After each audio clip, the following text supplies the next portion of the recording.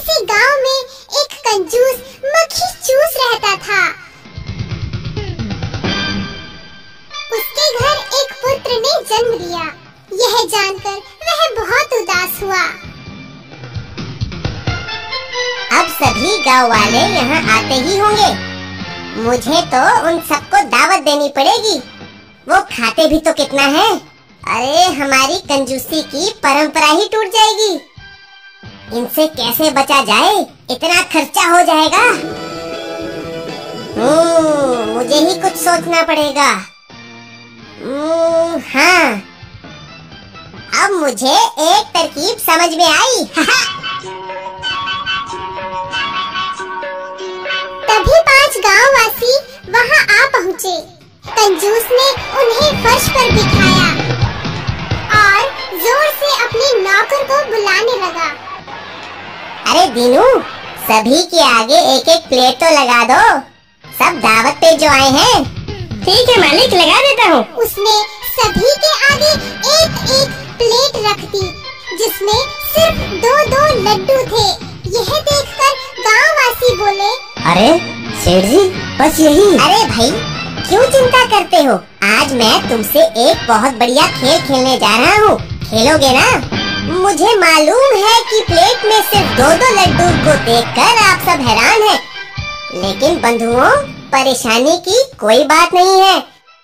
जैसे ही आप ये दोनों लड्डू खा लोगे, 2-2 आपको और परोस दिए जाएंगे। और जब वो भी खा लोगे तो 2-2 लड्डू और दे दिए जाएंगे। ये सिलसिला यूं ही चलता रहेगा। इतना ही नहीं, कंजूस ने यह भी घोषणा कर दी कि प्रत्येक लड्डू खाने पर 10 रुपए प्रति लड्डू नकद भी दिए जाएंगे।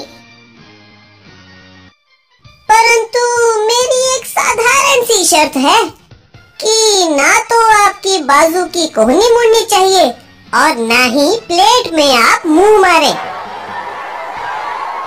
ठीक है? सब मंजूर है ना?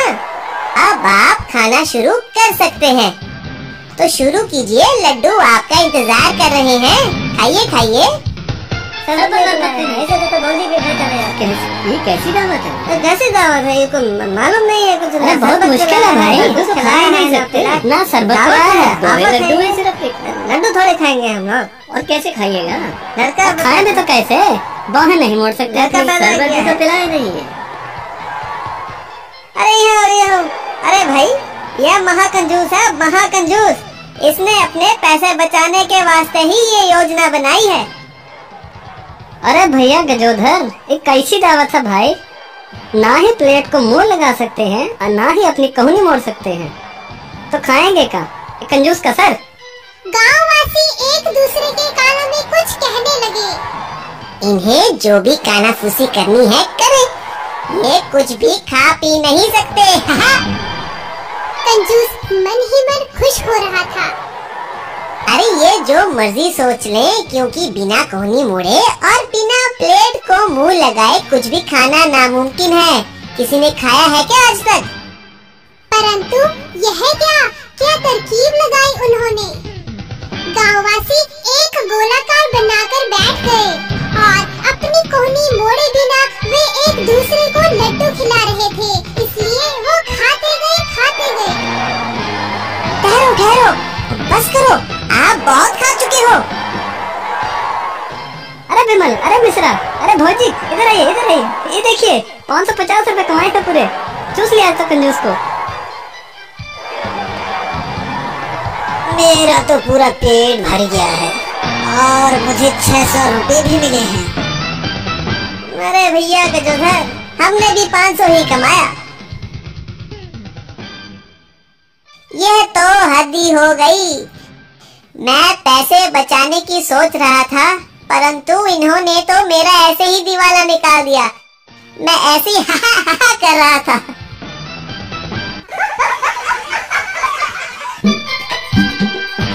कंजूस के यहाँ नौकरी। एक बहुत पुरानी बात है। कहीं किसी स्थान पर एक अमीर परंतु पूरा कंजूस आदमी रहता था। एक दिन उसके पास 2 नौजवान लड़के काम के लिए आए। दोनों भाई बहुत मेहनती थे। श्रीमान, मैं जय हूँ और यह मेरा भाई विजय। हम काम की तलाश में आपके पास आए हैं। क्या आप हमें किसी काम पर रख सकते हैं? हाँ भाई हाँ, तुम ठीक जगह पर आए हो।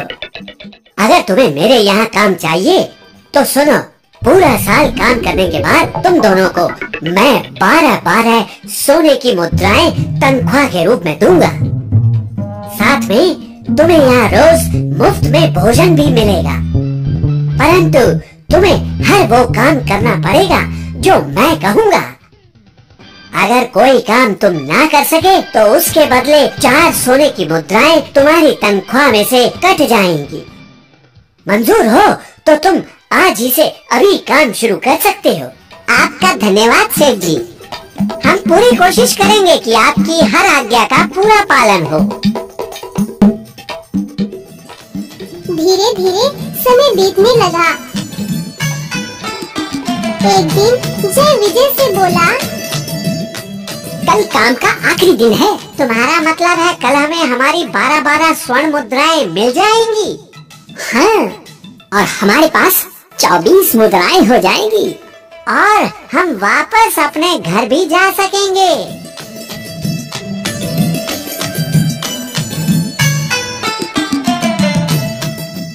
अगले दिन सुबह, सेठ जी, आपने हमें जो भी काम दिया हमने पूरी लगन से पूरा किया है।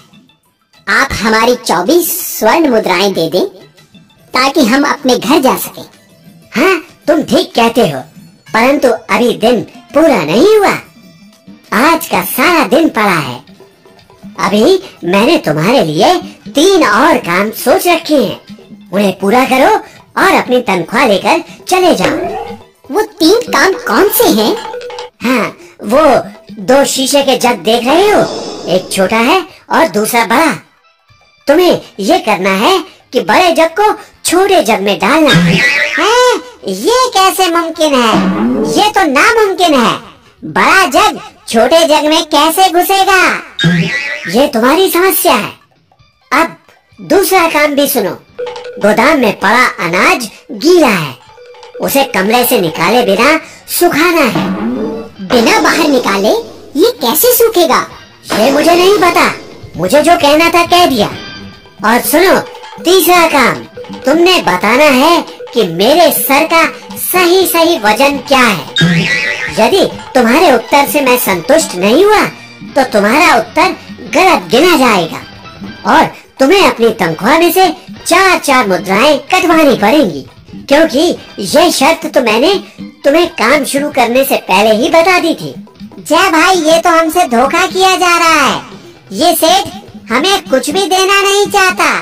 हमें ऐसी उम्मीद तो बिल्कुल नहीं थी। कोई बात नहीं, चिंता ना करो भाई, मेरे दिमाग में एक योजना आ गई है। हम अपना काम पूरा करेंगे और हमें मुद्राएं भी जरूर मिलेंगी। मेरी बात ध्यान से सुनो। ओह छोटे, तूने तो कमाल कर दिया। और फिर जल्दी ही, सेठ जी, पहला काम पूरा हो गया है। बड़ा जग छोटे जग में डाल दिया गया है। ये लीजिए। ये क्या? तुमने छोटे जग में डालने के लिए बड़े जग को तोड़ दिया। परंतु सेठ जी, काम तो पूरा हो गया, चाहे जैसे भी हुआ हो। जल्दी ही घर की छत से जोर जोर की आवाज आने लगी। ओए, छत पर तुम क्या कर रहे हो? जी, मैं छत उखाड़ रहा हूँ। ओह गधे, ये क्या कर रहे हो? मैं धूप को कमरे में पहुँचाने के लिए ऐसा कर रहा हूँ। अबे नीचे उतर, नीचे उतर, मेरी छत वैसे ही रहने दे, अनाज को छोड़ दे। जैसा आप कहें सेठ जी। अगर आप ऐसा कह रहे हैं तो दूसरा काम पूरा हुआ समझिए। हाँ, ठीक है, ये पूरा हुआ। बाद में शाम को, सेठ जी, तीसरा काम भी पूरा हो गया। वो कैसे? तुमने अभी मेरे सिर का सही वजन नहीं बताया। सेठ जी, ये कद्दू देखिए, आपके सिर का वजन एकदम इस कद्दू के वजन के बराबर है। नहीं, ये बिल्कुल गलत है। मैंने तुम्हें पहले ही कहा था जब तक मैं संतुष्ट ना हो जाऊं तुम्हारा उत्तर गलत माना जाएगा। याद है ना तुम्हें शर्त? सही उत्तर से ही तुम्हारा काम पूरा हुआ माना जाएगा। सेठ जी, अगर आपको यकीन नहीं तो एक बड़ा चाकू और तराजू मंगवा लीजिए। अरे तुम क्या मेरा सिर काट कर वजन चेक करोगे बदमाशों? आपको यकीन दिलाने का और कोई तरीका भी तो नहीं है। हाँ, ठीक है, ये लो 24 स्वर्ण मुद्राएं और दफा हो जाओ। जो आ गया सेठ जी।